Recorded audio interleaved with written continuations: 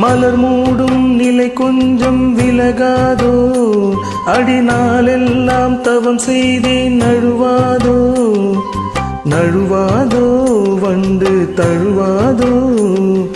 நீ சொட்ட நின்றாலே ஜலதோஷம்தான், நீ இங்கே போடாதே பகல் வேஷம்தான். இளம் பூஞ்சோலையே